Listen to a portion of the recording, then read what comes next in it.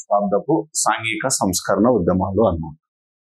So ఇప్పుడు మనకి British వారి యొక్క పరిపాలన అనేది పూర్తిగా బ్రిటిష్ వారు భారతదేశ భూభాగాన్ని ఆక్రమించడం జరిగింది. సో ఆక్రమించిన తర్వాత బ్రిటిష్ వారు పరిపాలించడం మొదలు పెడతారు అన్నమాట. సో ఆ పరిపాలనకు వ్యతిరేకంగా ఉద్యమాలు జరగాలంటే ఫస్ట్ ప్రజల్లో ఒక అవేర్నెస్ అనేది ఉండాలి. అంటే సామాజిక మార్పులు సంభవించాలి. అప్పుడే బ్రిటిష్ వారిని ఎదిరించాలనేటువంటి ఆలోచన కూడా వచ్చే అవకాశం ఉంది. దానికోసం ప్రధానంగా సమాజంలో ఉన్నటువంటి రుగ్మతలను రూపుమాపడం కోసం 19వ శతాబ్దంలో కొంతమంది సాంఘిక సంస్కర్తలు ఉద్యమాలు చేయడం జరిగింది. సో వీటిని ఏమనిపిస్తామంటే మనం సాంఘిక సంస్కరణ ఉద్యమాలు అంటాం. సో సమాజాన్ని సంస్కరించడం కోసం ప్రయత్నం చేసినటువంటి వ్యక్తులను సంస్కర్తలు లేదా సంఘ సంస్కర్తలను పిలుస్తాం అన్నమాట. సోషల్ రిఫార్మర్స్ అంటాం. సో అలా భారతదేశంలో ఎవరెవరు సంఘ సంస్కర్తలు ఉన్నారు అవన్నీ కూడా ఒకసారి చూసుకుందాం మనం. సో సమాజంలో 19వ శతాబ్దంలో అంటే ఎప్పుడు వస్తుంది? సో 1800 నుంచి తీసుకుంటాం. కరెక్ట్గా 1800 నుంచి 1900 మధ్య కాలంలో అనగా 19వ శతాబ్దంలో భారతీయ సమాజంలో ఉన్నటువంటి ఈ యొక్క భారతదేశ సమాజంలో ఉన్నటువంటి అనేక రుగ్మతలను రూపుమాపడం కోసం అనేక మంది సంస్కర్తలు ప్రయత్నం చేయడం జరిగింది. అలా వీళ్ళందరి యొక్క కృషి ఫలితంగా భారతీయ సమాజం మార్పునకు లోనైంది అని చెప్పచ్చు అనమాట ఈ కాలంలో. సో కాబట్టి అందుకే దీన్ని 19th సెంచరీ 19వ శతాబ్దపు సాంఘిక సంస్కరణ ఉద్యమాలను పిలుస్తాం మనం. సో ఈ సమాజంలో భారతీయ సమాజంలో ఉన్నటువంటి రుగ్మతలు ఏంటో చూద్దాం. ఫస్ట్ ఒకటి సతీ సహగమనము అనిపిస్తాం. మొదటిది ఏంటంటే సతీ సహగమనం అని చెప్తాం అన్నమాట. సో ఇది ఈ సమాజంలో ఉన్నటువంటి ఒక రుగ్మతగా చెప్పచ్చు అనమాట మనం. సో సతీ సహగమనం ఓకేనా. రెండోది ఏంటంటే మొదటిది సతీ సహగమనం అయితే రెండు విగ్రహారాధన అన్నమాట. విగ్రహారాధన ఇది ఎక్కువగా మనకి హిందూ మతంలో కనిపిస్తూ ఉంటుంది. విగ్రహాలు పెట్టుకొని పూజిస్తూ ఉంటాం అనమాట. సో అది కూడా ఒక సమాజంలో ఉన్నటువంటి రుగ్మతగానే చెప్తారు అనమాట సంఘిక సంస్కర్తలు. ఆ విగ్రహ ఆరాధనకు వ్యతిరేకంగా కొంతమంది ఉద్యమాలు చేయడం జరిగింది అన్నమాట. నెక్స్ట్ తర్వాత మూడవది ఏంటంటే బాల్య వివాహాలు అని చెప్పచ్చు అనమాట. బాల్య వివాహాలు అన్నమాట. సో బాల్య వివాహాలు, నెక్స్ట్ తర్వాత విగ్రహారాధన, సతీ సహగమనం అని చెప్పచ్చు అనమాట. చూడండి ఇప్పుడు 1800 నుంచి 1900 మధ్య కాలంలో అనగా 19వ శతాబ్దంలో భారతదేశ సమాజంలో ఈ భారతదేశంలో అన్ని చోట్ల ప్రజలు నివసిస్తున్నారు కాబట్టి దీన్ని మనం సొసైటీ అంటాం. ఇండియన్ సొసైటీ భారతీయ సమాజంలో ఎప్పుడు 19th సెంచరీలో మనకు ఆ సమాజంలో ఏమేమి దురాచారాలు కనిపించేటి అంటే ఒకటి సతీ సహగమనం ఉండేది అనమాట. నెక్స్ట్ విగ్రహారాధన ఉండేది, బాల్య వివాహాలు ఉండేవి అనమాట. ఓకేనా. నెక్స్ట్ తర్వాత దేవదాసి వ్యవస్థ ఉండేది. దేవదాసి వ్యవస్థ అంటాం. నెక్స్ట్ తర్వాత వచ్చేసి జోగిని వ్యవస్థ అంటాం. జోగిని వ్యవస్థ. నెక్స్ట్ తర్వాత భోగ మేళాలు అని చెప్తాం అన్నమాట. భోగ మేళాలు అంటాం. నెక్స్ట్ తర్వాత అంటరానితనము అని చెప్పొచ్చు అన్నమాట. అంటరానితనము. నెక్స్ట్ తర్వాత బాల్య వివాహాలు చూసాం. సతీ సాగమం, విగ్రహారాధన, బాల్య వివాహాలు, దేవదాసి వ్యవస్థ, జోగిని వ్యవస్థ, నెక్స్ట్ తర్వాత భోగ మేళాలు, నెక్స్ట్ తర్వాత అంటరానితనము, నెక్స్ట్ నిరక్షరాస్యత అని చెప్పి నిరక్షరాస్యత అన్నమాట. నెక్స్ట్ తర్వాత బానిసత్వము అన్నమాట. బానిసత్వము అన్నమాట. ఇవి ప్రధానంగా మనకు కనిపించేటువంటి దురాచారాలుగా మనం చెప్పవచ్చు అనమాట. నెక్స్ట్ తర్వాత వచ్చేసి వరకట్నము అనమాట. వరకట్నము 10వది ఏంటంటే వరకట్నము అనమాట. వరకట్నం కూడా ఒక దురాచారమే అనమాట. నెక్స్ట్ తర్వాత వచ్చేసి వరకట్నము కోటి ఏంటంటే వెట్టి చాకిరి అనమాట. వెట్టి చాకిరి అన్నమాట. ఇలా నెక్స్ట్ తర్వాత మనకి జోగిని వ్యవస్థ, భోగమేళాలు రాసుకున్నాం. నెక్స్ట్ వరకట్న విగ్రహారాధన ఇవన్నీ ఉన్నాయేమో.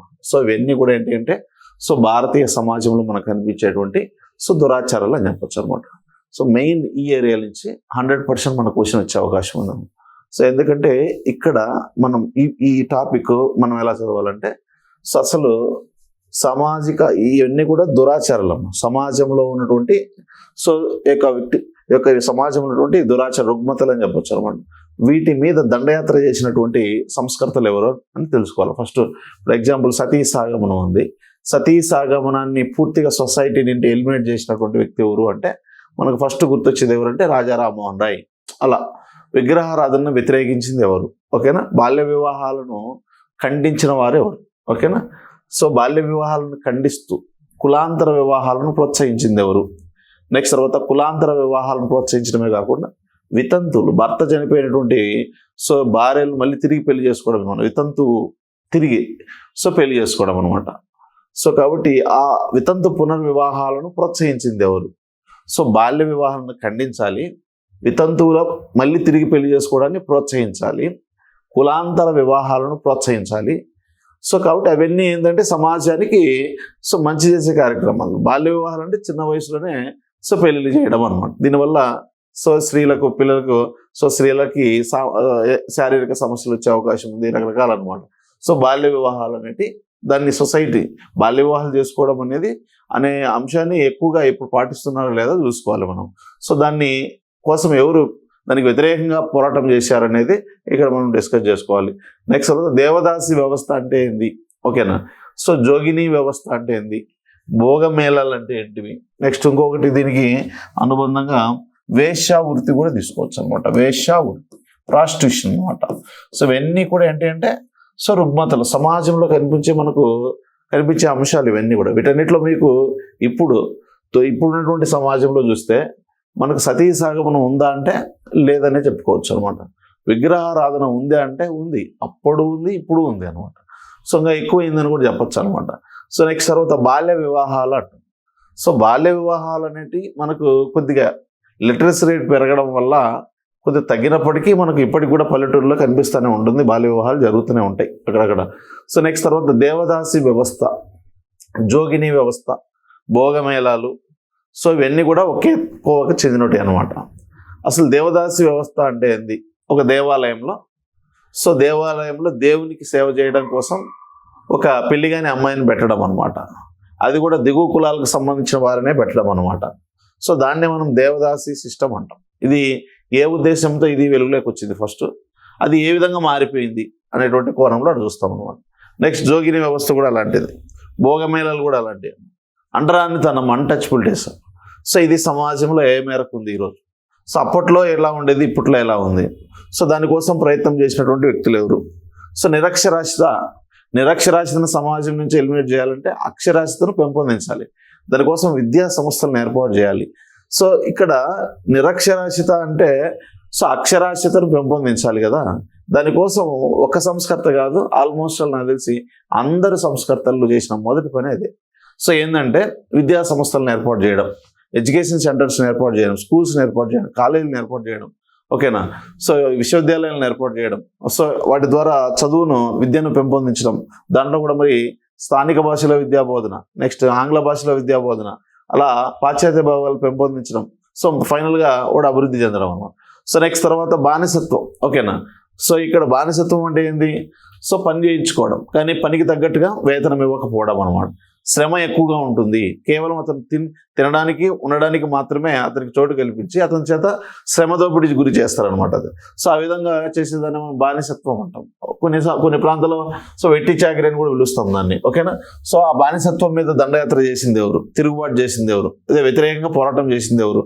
సో అలా ఒక్కొక్క రుగ్మతను ఒక్కొక్క సంస్కర్త ఎంచుకుంటాడు అనమాట. సో అలా మనకు ఒక పేరు చెప్తానే ఓకే పలాని సంస్కర్త పలాని సమాజంలో ఉన్నటువంటి దీనికోసం వ్యతిరేకంగా పోరాటం చేశాడు కదా అనేది మనం అర్థం చేసుకోవాలన్నమాట. ఓకేనా. నెక్స్ట్ తర్వాత బానిసత్వం అంటే ఎవరు? నిరక్షరాస్యత కోసం అందరూ ప్రయత్నం చేశారని చెప్పాము. అంటరానితనం అంటేనే మనకు ఎవరు గుర్తొస్తారు? డాక్టర్ బిఆర్ అంబేద్కర్ గుర్తొస్తారు. నెక్స్ట్ తర్వాత జ్యోతిరావు పూలే గుర్తొస్తాడు. ఓకేనా. అలా మనకి భోగమేళాలు, జోగిని వ్యవస్థ, దేవదాసి వ్యవస్థ, నెక్స్ట్ వరకట్నం. సో వరకట్నానికి వ్యతిరేకంగా కూడా ఉద్యమాలు చేసినటువంటి వాళ్ళు ఉన్నారన్నమాట. సో వెట్టి చాకిరి, నెక్స్ట్ వేశ్యా వృత్తి. సో ఇవన్నీ కూడా ఏంటి అంటే సమాజాన్ని పట్టి పీడించేటువంటి సో అంశాలుగా మనం చెప్పవచ్చు అనమాట. ఓకేనా. సో ఈ విధంగా తొలిసారిగా వీటన్నిటిని సొసైటీ నుంచి ఎలిమినేట్ తీసేయాలి. తీసేయడానికి ప్రయత్నం చేసింది ఎప్పుడంటే 19th సెంచరీ, 19వ శతాబ్దంలో ఈ ప్రయత్నం జరిగింది. ఒకవేళ వాళ్ళే ఈ ఉద్యమాలు కూడా చేయకపోయిందంటే సో మన సమాజంలో ఇప్పటికి ఇవన్నీ కూడా చూసిండే వాళ్ళం అనమాట. సో దేవదాసి వ్యవస్థ ఇప్పటికి చూసిండాల్సి వచ్చిండేది. సో బాల్య వివాహాలు విపరీతంగా చూడాల్సి వచ్చిండేది. సో విగ్రహారాధన ఇప్పటికీ ఉందిలేండి, లైక్ సతీసాగమనంగా ఎక్కువగా అనిపించింది అని. సో కాబట్టి వీళ్ళందరూ ఎక్కువ కృషి ఫలితంగానే ఈరోజు ఎంతో కొంత మనకు సమాజం కొద్దిగా పర్వాలేదనిపిస్తూ ఉందన్నమాట. ఓకేనా. సో కాబట్టి వీటన్నిటి గురించి మనం తెలుసుకోవాలి, దీని యొక్క కాఠిన్యత తెలుసుకోవాలి. సో అప్పుడే సామాజిక రుగ్మతలు అనేటివి మనకి ఎంతవరకు ఉపయోగం అనేది అర్థమవుతుంది అనమాట. సో కాబట్టి ఈ సాంఘిక సంస్కరణ ఉద్యమాలు తొలిసారిగా ఎక్కడ ప్రారంభమయ్యాయి? ఇప్పుడు భారతదేశాన్ని సో ఎవరు ఆక్రమించడం జరిగిందంటే సో ఇక్కడ ఇదంతా కూడా మనం బెంగాల్ ప్రెసిడెన్సీ అన్నాం, ఇదేమో మద్రాస్ ప్రెసిడెన్సీ అన్నాం, సో ఇది వచ్చేసి బొంబాయి ప్రెసిడెన్సీ అన్నాం కదా. సో దీనికి హెడ్ క్వార్టర్ ఏమని చెప్పాం? కలకత్తా అని చెప్పాం, దీనికి మద్రాస్ అని చెప్పాం, సో దీనికి బొంబాయి అని చెప్తాం అన్నమాట. సో మరి ఈ 3 ప్రెసిడెన్సీల్లో ఏ ప్రెసిడెన్సీలో తొలిసారిగా సాంఘిక సంస్కరణ ఉద్యమాలు జరిగాయి అని చెప్తాడు అనమాట వాడు. సో ఫస్ట్ ఎక్కడ ప్రారంభమయ్యాయి? సో ఈ సమాజంలో ఉన్నటువంటి దురాచారాలకు వ్యతిరేకంగా పోరాటం అనేది ఎక్కడ స్టార్ట్ అయింది, దాన్ని ఎవరు స్టార్ట్ చేశారు అంటడం. మరి ఇక్కడి నుంచి మళ్ళీ ఎక్కడికి వ్యాప్తి చెందింది, సో మళ్ళీ ఎక్కడికి వ్యాప్తి చెందింది అని అడుగుతున్నాను. యాక్చువల్గా అయితే అదే బెంగాల్ రాష్ట్రం నందు, అంటే బెంగాల్ ప్రెసిడెన్సీ నందు తొలిసారిగా ఈ సాంఘిక సంస్కరణ ఉద్యమాలు అనేవి ప్రారంభమయ్యాయి.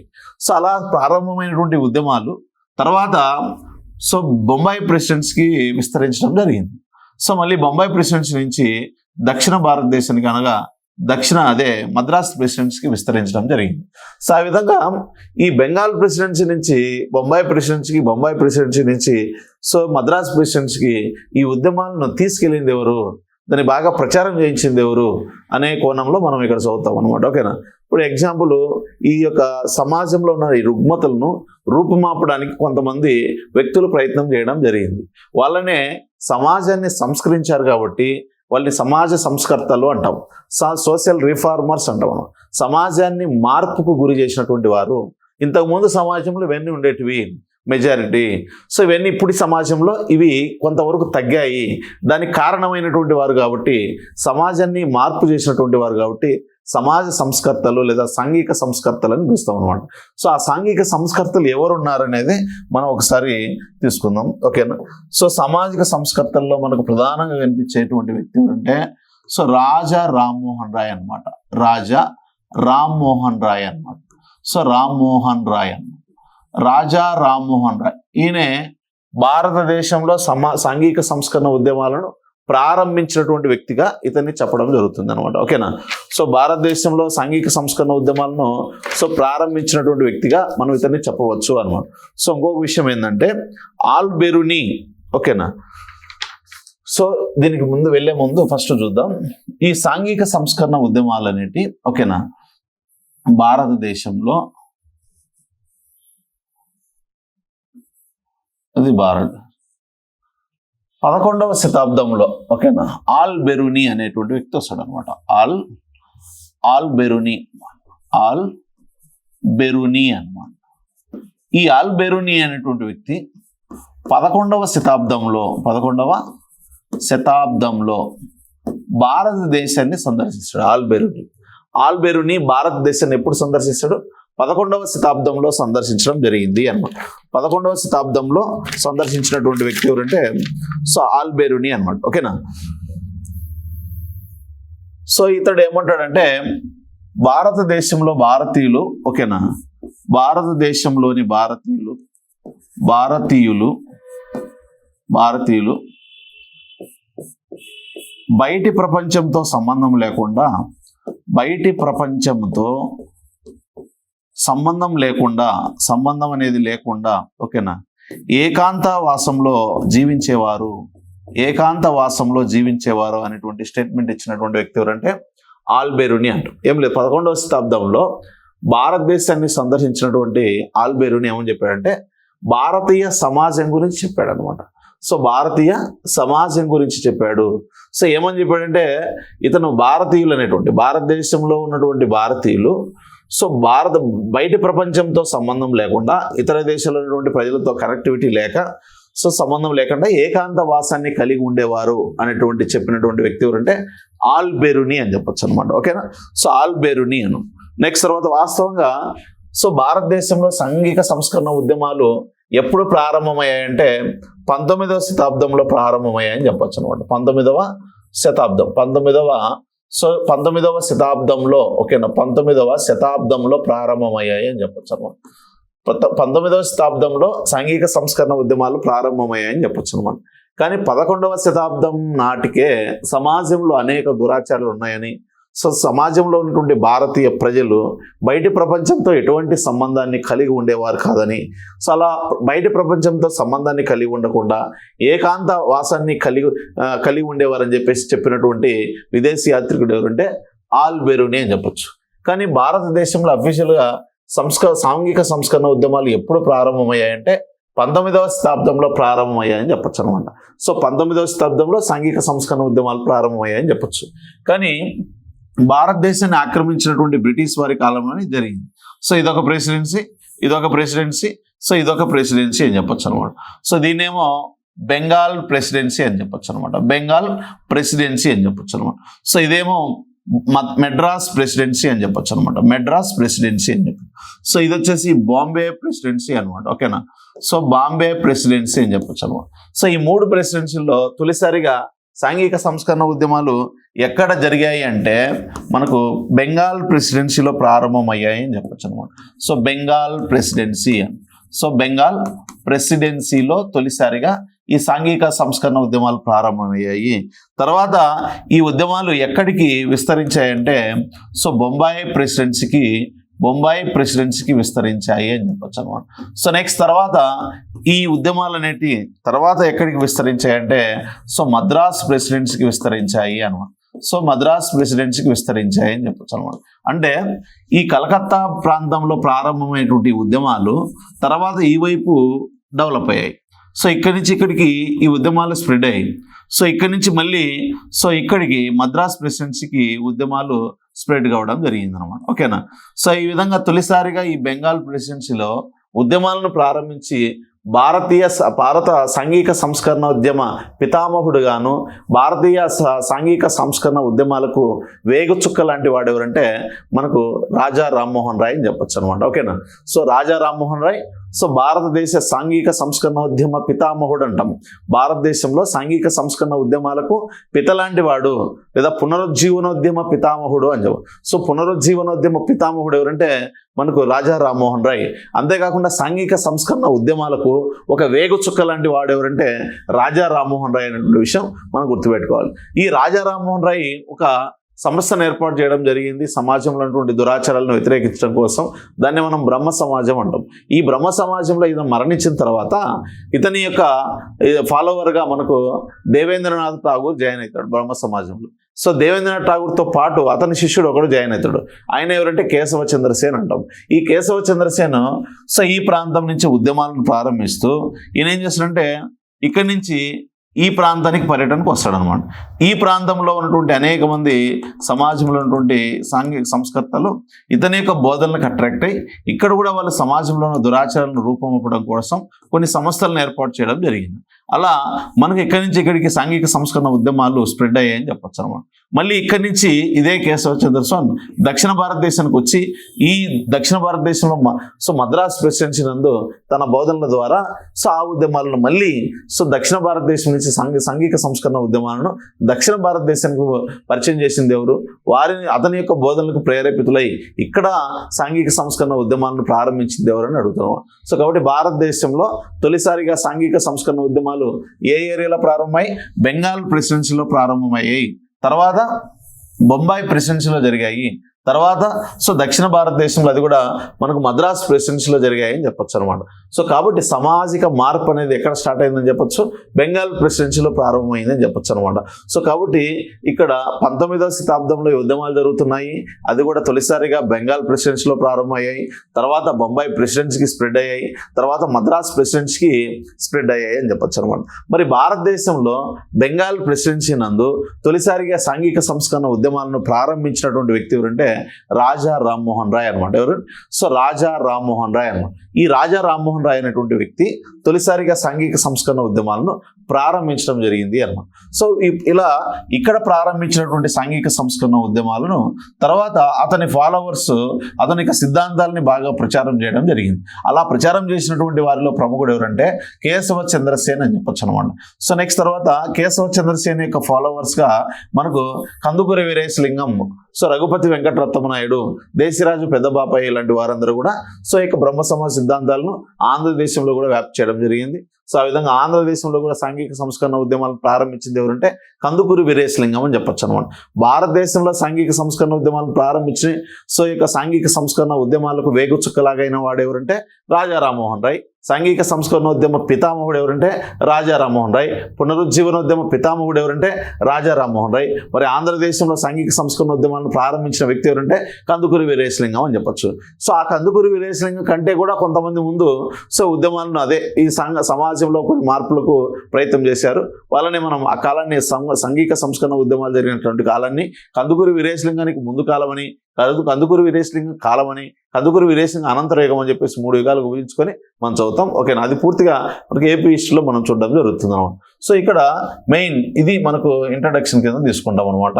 సో కాబట్టి ఆల్బెర్విన్ అనేటువంటి వ్యక్తి భారతీయ సమాజంలో ఉన్నటువంటి 11వ శతాబ్దం నాటి సమాజం గురించి, ఆ సమాజంలో ఉన్న ప్రజలు సో ఎలాంటి వారంటే బయట ప్రపంచాలతో సంబంధాన్ని కలిగి ఉండేవారు కాదని, వాళ్ళు ఏకాంతవాసంలో జీవించేవారని చెప్పేసి సో వాళ్ళ యొక్క స్థితిగతుల గురించి చెప్పాడు అనమాట. ఇప్పుడు ఆల్బెర్విన్ 11వ శతాబ్దంలోనే ఈ సమాచారం ఇచ్చినటువంటి వ్యక్తిగా మనం చెప్పవచ్చు అనమాట. ఓకేనా?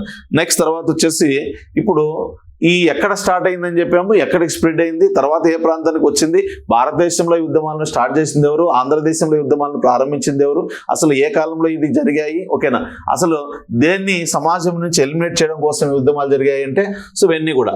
సో సతీ సాగమనము, ఇక్కడ దీని మీనింగ్ చూసినట్లయితే సతీ సో సహా గమనము అన్నాం.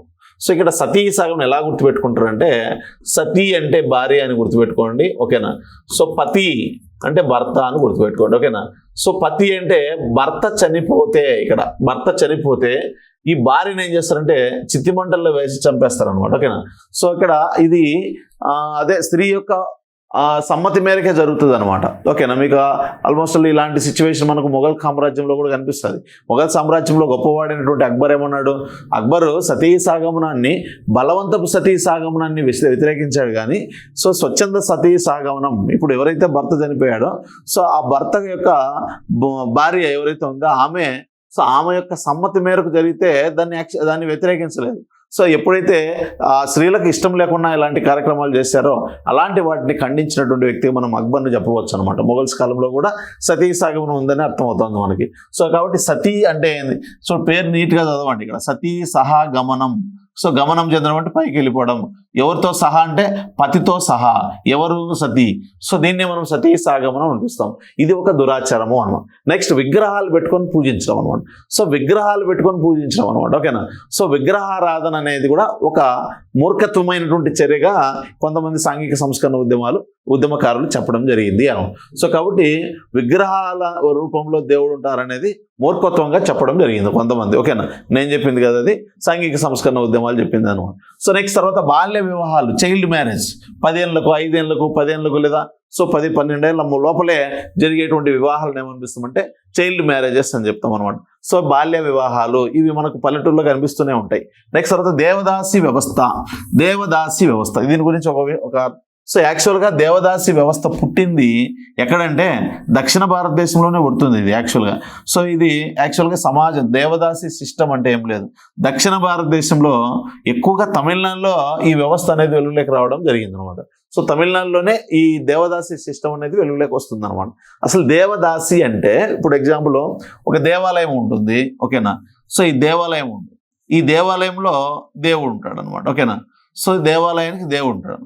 సో ఈ దేవాలయానికి లో ఉన్నటువంటి దేవునికి రోజు ఆ దేవునికి క్లీన్ చేయడం, చుట్టుపక్కల ఓకేనా పూలతో అలంకరించడం కానీ, సో ఆ దేవాలయం యొక్క చుట్టూ మొత్తం క్లీనింగ్ పెట్టుకోవడం కానీ, నెక్స్ట్ తర్వాత అలా దేవునికి సేవ చేసుకుంటూ ఉండడం కోసం ఉన్నటువంటి పద్ధతి ఇది యాక్చువల్గా, ఓకేనా.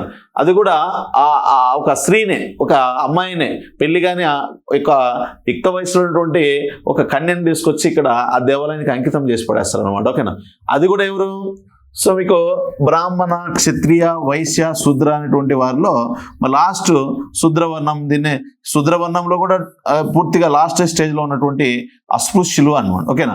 సో ఎవరైతే ఈ అస్పృశ్యులైనటువంటి వారు ఉంటారో, సో అంటరానితనానికి అదే మనకి ఎక్కువగా దళితులు అంటాం కదా, సో వాళ్ళలో ఆ కమ్యూనిటీలో ఎక్కువ ఉన్నటువంటి వారిని ఏం చేస్తారంటే, సో ఈ యొక్క ఆనాటి సమాజం ఏం చేస్తుందంటే పెళ్లి కాని అమ్మాయిలను సెలెక్ట్ చేసి ఆ దేవాలయంలో దేవునికి దాసిగా నియమించడం జరుగుతుంది అన్నమాట. అందుకే చూడండి ఇక్కడ దేవాలయంలో దాసి. సో ఎవరికి దాసి? దేవునికి దాసి అని అర్థం అనమాట. సో ఇది అది ఆమె చేయాల్సినటువంటి పని అది, ఓకేనా. ఇది మంచి పని వాస్తవంగా అయితే, కానీ ఇది దారి తప్పుతుంది అనమాట, ఓకేనా. దాని యొక్క లక్ష్యాన్ని మార్చుకుంటుంది అనమాట ఈ దేవదాసి వ్యవస్థ అనేది. సో ఏంటి ఆ లక్ష్యం అంటే, అసలు దేవదాసి చేసే పని ఏంది అసలు? సో ఈమెకు పెళ్ళి ఉండకూడదు, ఓకేనా. అది కూడా దిగువ కులాలకు సంబంధించినటువంటి అమ్మాయి ఉండాలి. సో దేవునికి ఏం చేయాలి? సేవ చేస్తూ ఉండాలి, ఓకేనా. సో అలా ఉన్నదే దేవదాసి వ్యవస్థ యాక్చువల్గా. కానీ ఏదైనా పండగ సందర్భంలో ఈ దేవాలయంలో ఉత్సవాలు జరిపే అవకాశం ఉంది, ఓకేనా. ఏదైనా పండగ సందర్భంలో సో దేవాలయాల్లో ఉత్సవాలు జరుపుతారు అనమాట, పండగలు జరుపుతారు అనమాట, పెద్ద పెద్ద సో ఊరేగింపులు, ఉత్సవాలు జరుపుతారు అనమాట. ఆ ఉత్సవాలు జరిగేటప్పుడు ఈ దేవాలయంలో ఉన్నటువంటి దేవునికి దాసి అయినటువంటి ఎవరైతే పెళ్లి కాని అమ్మాయి ఉందో, సో ఆమెను ఏం చేస్తారంటే దేవదాసిగా నియమించారు కాబట్టి ఆమె ఆ పండగ సందర్భాల్లో, సో ఆ ఊరేగింపుల సందర్భాల్లో ఏం చేస్తుందంటే బాగా పాటలు పాడుతుంది అనమాట. సో పాటలు పాడడమే కాకుండా నృత్యం కూడా చేస్తుంది, నాట్యం కూడా చేస్తుంది అనమాట. సో పాటలు పాడుతుంది, నృత్యం చేస్తుంది, ఓకేనా. సో కాబట్టి సంగీతం, నృత్యం ఈ రెండిట్లో మంచి కళలు కలిగి ఉంటుంది అనమాట ఎవరు? ఆ దేవదాసి. సో అలా ఉన్నటువంటి ఆమెను అందంగా ఉన్నటువంటి అమ్మాయిలు కూడా ఆడ సెలెక్ట్ చేయడం జరుగుతుంది అనమాట. సో ఇప్పుడు ఆ ఊరేగింపులకు వచ్చినటువంటి ఎవరైతే అగ్రవర్ణాలకు సంబంధించినటువంటి వారు, బాగా ధనవంతులైనటువంటి వారు, మంచి ఉన్నత స్థాయి ఉద్యోగాల్లో ఉన్నటువంటి వారు, వారందరూ కూడా ఆ ఊరేగింపులను కానీ ఆ ఉత్సవాలను చూడడానికి వచ్చి సో ఆమె చేసే డ్యాన్సులకు కానీ ఆమె చేసే పాడేటువంటి పాటలకు కానీ అట్రాక్ట్ అయ్యి సో వాళ్ళు ఏం చేస్తారంటే డబ్బున్న వాళ్ళందరూ కూడా సో అదే బహుమానాలు ఇవ్వడం మొదలు పెడతారు అనమాట. సో ఆ బహుమానాలు ఖరీదైనటువంటి బహుమానాలను ఇవ్వడం వలన సో దానికి ఆశపడినటువంటి ఈ యొక్క వీళ్ళు దేవదాసులు ఏం చేస్తారంటే అలాంటి వాళ్ళను సో దేవదాసులను ఈ యొక్క ఎక్కువ విలువైనటువంటి వస్తువులను బహుమానాలుగా ఇస్తూ ఈ డబ్బు ఉన్న వాళ్ళు ఏం చేస్తారంటే వాళ్ళని అట్రాక్ట్ చేస్తారు అనమాట, ఓకేనా. ఆ విధంగా స్లోగా అది ప్రాస్టిట్యూషన్గా మారిపోతుంది అనమాట. సో వాళ్ళు డైరెక్ట్గా డబ్బున్న వాళ్ళే ఉన్నత ఉద్యోగులు ఆ దేవదాసి దగ్గరికి రావడం, దేవాలయంలోనే ప్రాస్టిట్యూషన్ చేయడము, ఓకేనా. అవి ఒక వ్యభిచార కొంపలుగా మారిపోతాయి అనమాట దేవాలయాలు.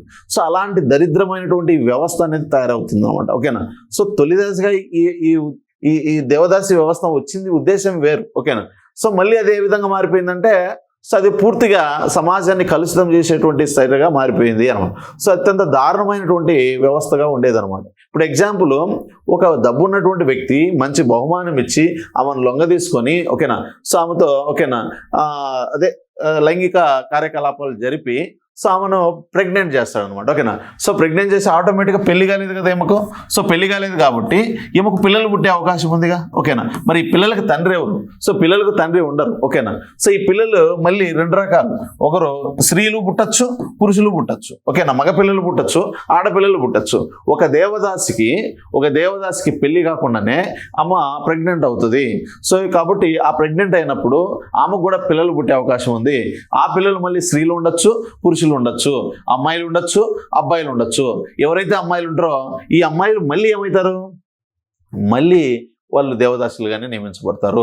మరి అబ్బాయిలు ఏం చేస్తారు సార్ అంటే, ఈ అబ్బాయిలు ఏం చేస్తారంటే ఆ దేవదాసులైనటువంటి వారికి సో నాట్యం నేర్పించడంలో శిక్షణ ఇచ్చే శిక్షకులుగా ఉంటారు అనమాట. సో సంగీతాన్ని నేర్పించేటువంటి శిక్షకులుగా ఉంటారు అనమాట. సో ఆ ఎవరైతే దేవదాసికి పుట్టినటువంటి పురుష సంతానం ఏదైతే ఉందో ఈ పురుష సంతాన్ని ఏమనిపిస్తామంటే నట్టువ నారులు అని పిలుస్తాం అనమాట. నట్టువ నారులు అనిపిస్తాం, ఓకే. నా గుర్తుపెట్టుకోండి, నట్టువ నారులు అనిపిస్తాం. నట్టువ నారులు అంటే ఎవరు? పురుష సంతానం. ఎవరికి పుట్టినటువంటి పురుష సంతానం ఇక్కడ? సో యొక్క దేవదాసికి పుట్టినటువంటి పురుష సంతానాన్ని సో నట్టువ నారులు అంటాం. వీళ్ళు చేసేటువంటి పని ఏంటంటే వీళ్ళు కేవలం ఓకేనా వాళ్ళ యొక్క స్త్రీ సంతానం, దేవదాసులకు పుట్టినటువంటి స్త్రీ సంతానానికి సో ఏం చేస్తారు? నృత్యం నేర్పిస్తారు.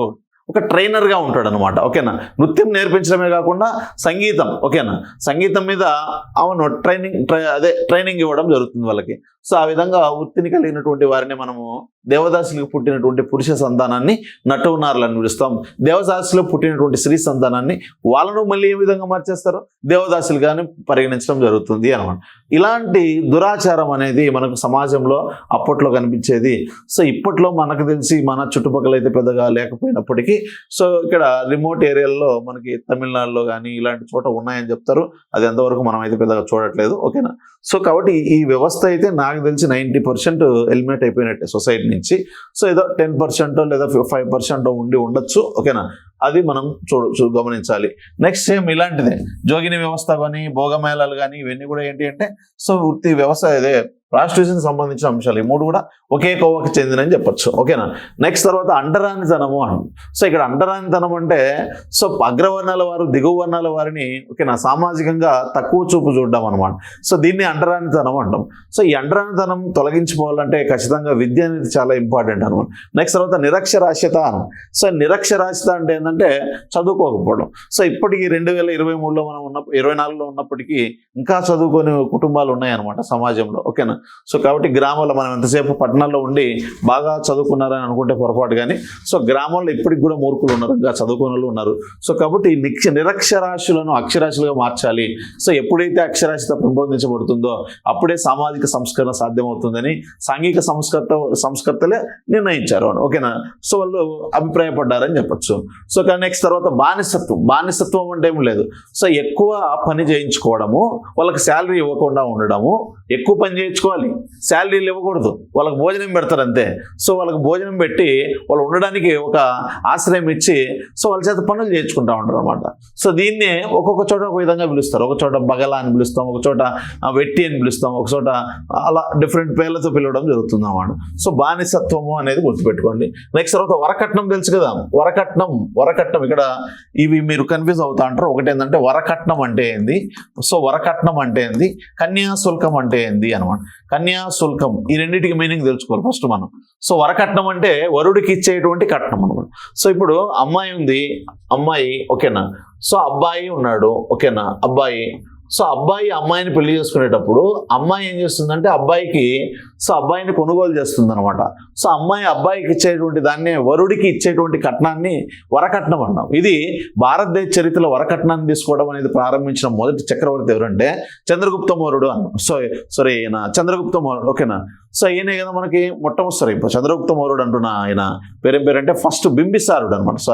సో బింబిసారుడు అనేటువంటి వ్యక్తి తొలిసారిగా మనకి ఈ యొక్క అదే మీకు షోడశ మహాజనపదాల గురించి చెప్పేటప్పుడు చెప్పినాను చూడండి. సో బింబిసారుడు ఓకేనా కాశీ రాజ్యం మీద దండయాత్ర చేశాడు. ఓకేనా, కాశీ రాజ్యం మీద దండయాత్ర చేశాడు, కోసల రాజ్యం మీద అంగరాజ్యం మీద దాడి చేశాడు. ఓకేనా, సో మగధ రాజ్యం మీద ఇలా అనేక రాజ్యాల మీద దండయాత్ర చేశాడని చెప్పేసి. సో కాబట్టి ఇక్కడ కోసల రాజ్యం మీద దండయాత్ర చేసినటువంటి బింబిసారుడు కోసల యొక్క ఆధీనంలో ఉన్నటువంటి కాశీ రాజ్యాన్ని సో ఇక్కడ కోసల రాజు అయినటువంటి ప్రసేనజిత్తుని ఓడించి ఎవరు ఆ యొక్క బింబిసారుడు వేరు, బిందుసారుడు వేరు. బిందుసారుడు మౌర్య వంశంలో వస్తాడు. ఓకేనా, సో ఎవరు చంద్రగుప్త మౌర్యుడి కుమారుడు, ఆయన వదిలేండి. బింబిసారుడు ఇక్కడ హర్యాంగ వంశానికి చెందినటువంటి బింబిసారుడు ఏం చేస్తాడంటే సో కోసల రాజ్యం మీద దండయాత్రకి వెళ్తాడు. అప్పుడు కోసల రాజ్యాన్ని ఎవరు పరిపాలన చేస్తూ ఉంటాడంటే ప్రసేనజిత్తుడు పరిపాలన చేస్తూ ఉంటాడు. ఈ ప్రసేనజిత్తుడు ఈ యొక్క బింబిసారుని చేత ఓడిపోయి తన సోదరునిచ్చి వివాహం చేయడం జరుగుతుంది అనమాట. ఆ విధంగా కోసల రాజ్యానికి మగధ రాజ్యానికి మధ్య వైవాహిక సంబంధం జరుగుతుంది. ఈ వైవాహిక సంబంధంలో భాగంగా సో బింబిసారుడు ఏం చేస్తాడంటే ఈ ప్రసేనజిత్తు నుంచి తన చెల్లిని పెళ్లి చేసుకుంటూ కట్నం తీసుకుంటాడు. ఆ కట్నం రూపంలో ఏం తీసుకుంటాడంటే కాశీ అనేటువంటి రాజ్యాన్ని తీసుకుంటాడు. అంటే ఇదే డౌరీగా చెప్తాం మనం. భారతదేశ చరిత్రలో తొలిసారిగా డౌరీ పొందినటువంటి వ్యక్తి బింబిసారుడే. సో కాబట్టి సమాజంలో ఈ యొక్క వరకట్నానికి పునాది వేసినటువంటి వాడు, బీజం వేసినటువంటి వాడు ఎవరని చెప్పొచ్చు మనం, బింబిసారుడే అని చెప్పొచ్చు. అది తర్వాత ఏమైంది, రాజ్య విస్తరణ కోసం అది తీసుకోవడం అనేది అలానే కంటిన్యూ అవుతూ అది కాస్త సమాజం లేక ఎంటర్ అయిందని చెప్పొచ్చు అనమాట. సో అలా వరుడికి ఇచ్చేటువంటి కట్నం. సో కాబట్టి ఇక్కడ అమ్మాయి అబ్బాయికి ఇస్తా ఉంది. చూడండి, ఇక్కడ అమ్మాయి ఎవరికి ఇస్తా ఉంది? అబ్బాయికి ఇస్తా ఉంది. అబ్బాయిని ఒక విధంగా కొనుక్కుంటుంది అని చెప్పొచ్చు అనమాట, కొనడం జరుగుతూ ఉంది అనమాట. ఓకేనా. సో నెక్స్ట్ తర్వాత కన్యాశుల్కం అంటే ఏంది? ఇప్పుడు మీరు ఏమనుకుంటారు? మ్యాక్సిమం కన్యకు శుల్కం వేయడమేమో అంటే అబ్బాయి అమ్మాయికి ఇస్తుందేమో అనుకుంటాం. తప్పు ఇది. ఓకేనా. సో ఇక్కడ అమ్మాయికి అబ్బాయి ఏమి ఇవ్వరండి. ఓకేనా. సో ఇక్కడ ఏంటంటే ఒక ఎక్కువ వయసు కలిగినటువంటి పురుషుడు, ఓకేనా, చిన్న వయసు కలిగినటువంటి సో స్త్రీకి, ఓకేనా, స్త్రీని పెళ్లి చేసుకొని పురుషుడు స్త్రీకి ఇచ్చేటువంటి శుల్కాన్ని ఏమనిపిస్తామంటే కన్యాశుల్కం అంటాం. ఇప్పుడు ఈ కన్యాశుల్కం అనేది ఏ సందర్భంలో మనం తీసుకోవాలంటే, ఇప్పుడు ఎవరైతే పెళ్ళి అయినటువంటి వారు ఉంటారో, పెళ్ళైన వారిలో ఏదైనా అనారోగ్య పాలై ఆ మహిళ చనిపోతుంది అనుకోండి. సో ఆ మహిళకి, ఆ భార్యాభర్తలకి ఇద్దరు పిల్లలు, ఒక 5 ఏళ్ళు 10 ఏళ్ళు 15 ఏళ్ళు ఉన్నటువంటి పిల్లలు ఉంటారు అనమాట. సో ఆల్రెడీ ఆయన ఒక ఎంప్లాయీ, బాగా డబ్బున్నోడు ఉంటాడు. సో ఆయన భార్య ఏమైంది, అనారోగ్య పాలై చనిపోయి ఉంటుంది అనమాట. సో కాబట్టి అప్పట్లో ఏం చేస్తారంటే ఆ పిల్లల్ని చూసుకోవడానికి సో ఒక మహిళ కావాలి, అంతేకాకుండా తనను చూసుకోవడానికి పిల్లలను చూసుకునేదానికి ఒక మహిళ కావాలి. కాబట్టి సో ఒక ఎవరైతే ఆర్థికంగా బలహీనులై ఉంటారో, ఆర్థికంగా బలహీనంగా ఉంటారో అలాంటి వారు అప్పట్లో ఏం చేశారు అంటే, సో 5-6 మంది ఆడపిల్లలను కనేవాళ్ళు కాబట్టి అప్పట్లో, ఇప్పుడు ఏదో ఒకరు కాబట్టి ఇవ్వరులేండి. సో అప్పట్లో ఎక్కువ మంది ఆడపిల్లలు కనేవారు అనమాట. ఓకేనా. సో కాబట్టి వాళ్ళందరికీ పెళ్లిళ్ళు చేయలేనటువంటి తల్లిదండ్రులు ఏం చేస్తారంటే, ఇలా బాగా డబ్బు ఉందని, లేదంటే బాగా ఉద్యోగం ఉందనో సో కారణం చేత, తన కూతురు బాగుంటుందనేటువంటి కారణం చేత సో వాళ్ళ దగ్గరనే డబ్బు తీసుకొని సో యుక్త వయసులో ఉన్నటువంటి, చిన్న వయసులో ఉన్నటువంటి అమ్మాయిలను సో ఏజ్డ్ పర్సన్స్కి ఇచ్చి పెళ్లి చేసేవాళ్ళు అనమాట. సో ఈ సందర్భంలో పెళ్లి అయినటువంటి వ్యక్తి ఏం చేస్తాడు, తన ఆర్థికంగా బాగా డబ్బు ఉంది కాబట్టి సో ఇక్కడ పేదవాని యొక్క కుమార్తెను ఏం చేస్తాడు, పెళ్లి చేసుకుంటాడు. పెళ్లి చేసుకుంటూ ఆ పేదవారికి ఎంతో కొంత ధనాన్ని, డబ్బులు ఇవ్వడం జరుగుతుంది. దాన్నే మనము కన్యాశుల్కం అంటే, కన్యను పెళ్లి చేసుకొని ఇచ్చేటువంటి శుల్కం కన్యాశుల్కం అని చెప్పొచ్చు. అంతేగాని ఇక్కడ యుక్త వయసులో ఉన్నటువంటి పురుషుడు సో యుక్త వయసులో ఉన్నటువంటి స్త్రీని వివాహం చేసుకునేటప్పుడు సో ఇక్కడ పురుషుడు సో స్త్రీకి ఏం డబ్బులు ఇవ్వడు ఇక్కడ. ఓకేనా. యుక్త వయసులో కంటే కూడా ఎక్కువ ఏజ్ ఎక్కువ ఉన్నటువంటి వారు చిన్న వయసులో ఉన్నటువంటి అమ్మాయిని పెళ్లి చేసుకుంటారు. అది కూడా ఏంటంటే సో తన భార్యలో అనారోగ్యంతో చనిపోవడము, లేదా ఇతరత్ర కారణాల వలన సో భార్య వదిలిపెట్టి వెళ్ళిపోవడము, రకరకాల కారణాల వల్ల సో అతను రెండో పెళ్లికి యాక్సెప్ట్ చేయడం జరుగుతుంది. అలా రెండో పెళ్లిని చేసుకుంటూ వాళ్ళకు ఎక్కువ ధనం ఇచ్చి, డబ్బులు ఇచ్చి సో వాళ్ళకి ఆర్థికంగా వాళ్ళను స్టేబుల్ చేస్తూ ఆ అమ్మాయిని పెళ్లి చేసుకోవడం అనమాట. ఓకేనా. సో ఇలాంటి సిచ్యువేషన్ మనకు ఇప్పుడు ఎక్కువ వయసు ఉన్న వాళ్ళు తక్కువ వయసు ఉన్నటువంటి అమ్మాయిని పెళ్లి చేసుకోవడం, మనం ఇలాంటి దురాచారాలు మనకి సమాజంలో కనిపిస్తాను. సో కాబట్టి సతీ సహగమనము, విగ్రహారాధన, బాల్య వివాహాలు, దేవదాసి వ్యవస్థ, జోగిని వ్యవస్థ, భోగమేళాలు, అంటరానితనము, నిరక్షరాస్యత, బానిసత్వము, సో వరకట్నము, వెట్టి చాకిరి, వేశ్యా వ్యవస్థ, ఇవన్నీ కూడా ఏంటి అంటే సమాజాన్ని పట్టి పీడించినటువంటి సమస్యలుగా మనం చెప్పొచ్చు అనమాట. సో ఓకేనా. సో వీటికి వ్యతిరేకంగా ఉద్యమించినటువంటి సాంఘిక సంస్కర్తలు ఎవరున్నారో చూద్దాం ఒకసారి.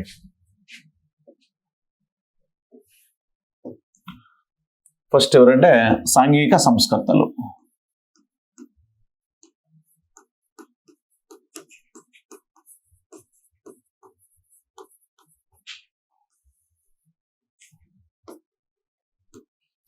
So first Raja Rammohan Roy. రాజా రామ్మోహన్ రాయ్ ఈయన గురించి చూద్దాం. నెక్స్ట్ తర్వాత దేవేంద్రనాథ ఠాగూర్. దేవేంద్రనాథ ఠాగూర్. దేవేంద్రనాథ్ ఠాగూర్. నెక్స్ట్ తర్వాత కేశవ చంద్రసేన్.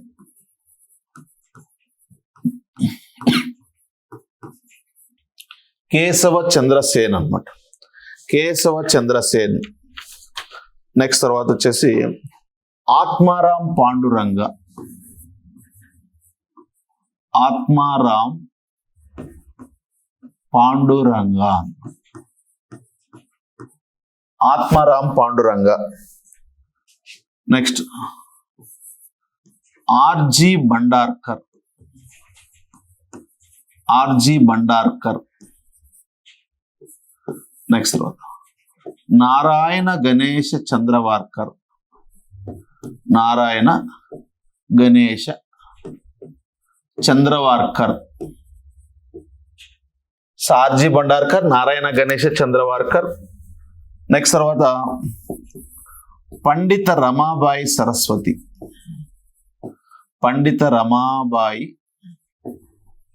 సరస్వతి. నెక్స్ట్ తర్వాత తారాబాయి షిండే, తారాబాయి షిండే. ఓకేనా, తారాబాయి షిండే. నెక్స్ట్ తర్వాత Jyotirao Phule, Jyotirao Phule. Next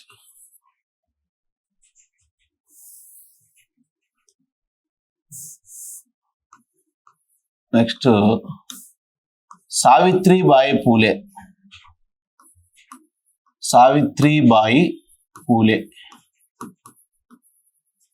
next Tarabai Shinde, Tarabai Shinde. D K Karve, D K Karve.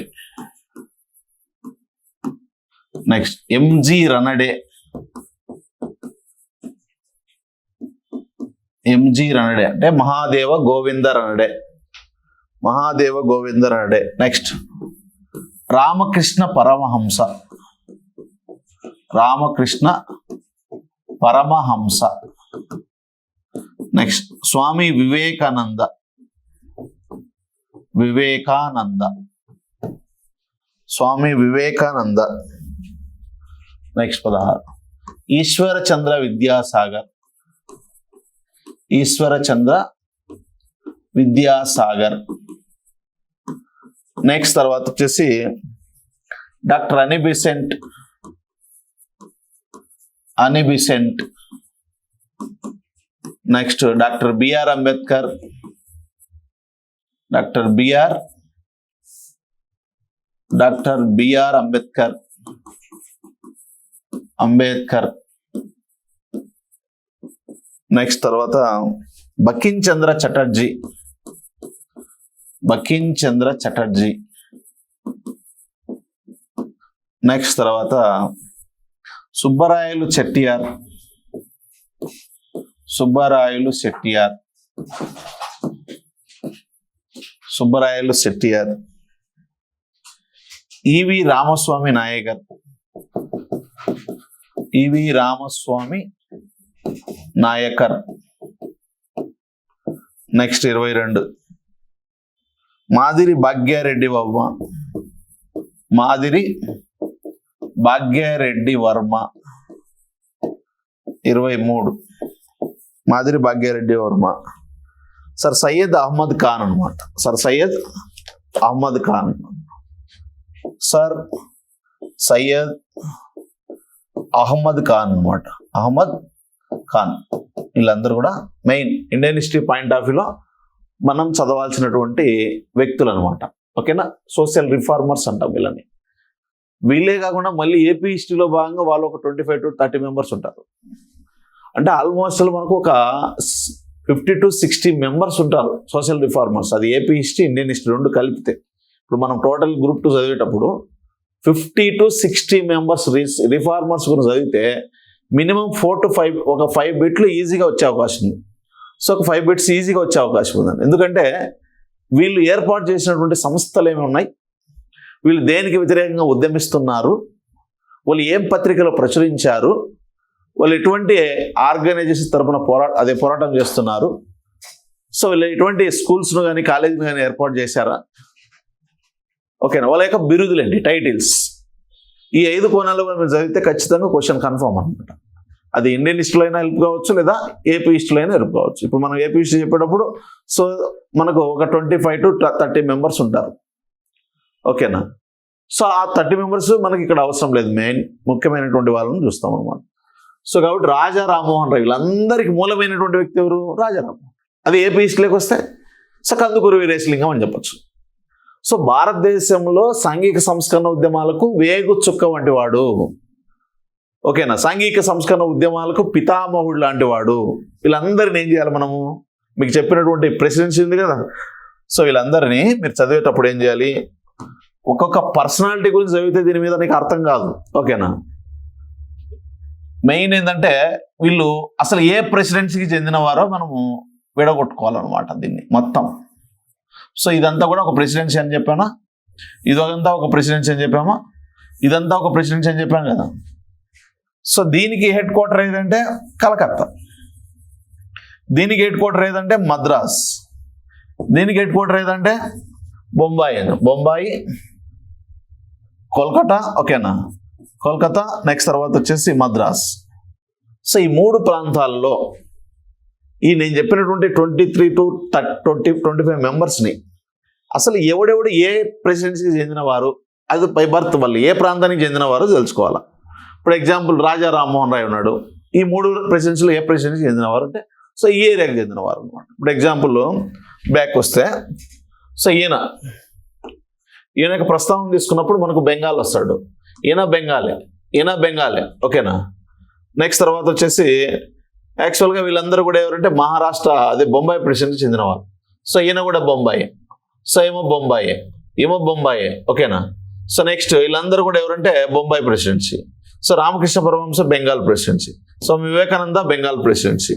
Next తర్వాత వచ్చేసి Ishwarchandra Vidyasagar Bengal, doctor Annie Besant so మనకి ఎక్కడ వస్తుంది మద్రాస్ ప్రెసిడెన్సీ కింద తీసుకుంటాం మనం. Doctor Ambedkar so Bombay presidency. Bankim Chandra Chatterjee so Subbarayal Chettiar ఇక్కడ దక్షిణ భారతదేశంలో. ఈవి రామన్ నాయకర్ ఇది మనకు దక్షిణ భారతదేశం అంటే మద్రాస్ ప్రెసిడెన్సీ. మాదిరి Bhagya Reddy Varma Madras presidency. Sir Syed Ahmad Khan so Bengal అనమాట. సో ఇక్కడ ఇలా మన పేర్లు చూస్తానే మనం ఏ ప్రెసిడెన్సీకి చెందిన వారో మనకు అర్థమవుతుంది. అంటే మెజారిటీ చెప్పాను కదా, తొలిసారిగా ఈ ఉద్యమం అనేది ఎవరితో స్టార్ట్ అయింది, బెంగాల్ ప్రెసిడెన్సీలోనే స్టార్ట్ అయిందని చెప్పాం. సో ఆ ఏరియాకి చెందిన వాళ్ళే ఎక్కువ ఉంటారు. తర్వాత ఆ ఉద్యమాలకు ప్రేరణ పొంది బొంబాయి ప్రెసిడెన్సీలో ఎక్కువ జరిగిందన్నాం. సో ఈ ప్రాంతానికి చెందిన వాళ్ళు ఎక్కువ మంది. సో తర్వాత మద్రాస్ ప్రెసిడెన్సీలో అంటే సో మద్రాస్ ప్రెసిడెన్సీలో ఆంధ్రదేశం ప్రధానంగా తమిళనాడు, ఆంధ్రదేశం, సో కర్ణాటక ఈ ప్రాంతాల్లో సాంఘిక సంస్కరణ ఉద్యమాలను నిర్వహించింది ఎవరు అను. సో అలా మొత్తం టోటల్గా 3 ప్రెసిడెన్సీలు విభజించుకొని మీరు బాగా పర్సన్ పరంగా సో అతని యొక్క జన్మస్థానం గురించి అవగాహన తెచ్చుకొని సో ఒక ప్లాన్ వేసుకొని చదివితే ఒక 50 కాదు కదా 60 మెంబర్స్ అయినా మనం ఈజీగా గుర్తుపెట్టుకోవచ్చు అనమాట. ఓకేనా, సో అలా చదివే విధానం ఇది. లేకపోతే ఒక్కొక్క పర్సన్ చదువుతూ ఉంటే ఎంతని గుర్తురాదు అనమాట. ఓకేనా, సో అది మెయిన్ ఏంటంటే ఎవడు ఏ యొక్క దురాచారాన్ని ఎంచుకుంటున్నాడు, దానికోసం ఎటువంటి సంస్థను ఏర్పాటు చేస్తున్నాడు, ఆ సంస్థ తరపున ఏ పత్రికను ప్రచురిస్తున్నాడు, సో ఫైనల్గా అతనికి ఏమైనా బిరుదులు ఏమైనా ఉన్నాయా, సో ఇలాంటి ఆయన ఏమైనా గ్రంథాలు రాసినాడా. ఓకేనా, సో ఇది మనం గుర్తుపెట్టుకోవాల్సింది. ఇప్పుడు ఎగ్జాంపుల్ ఎవరు రాజా రామ్మోహన్ రాయ్ ఉన్నాడు.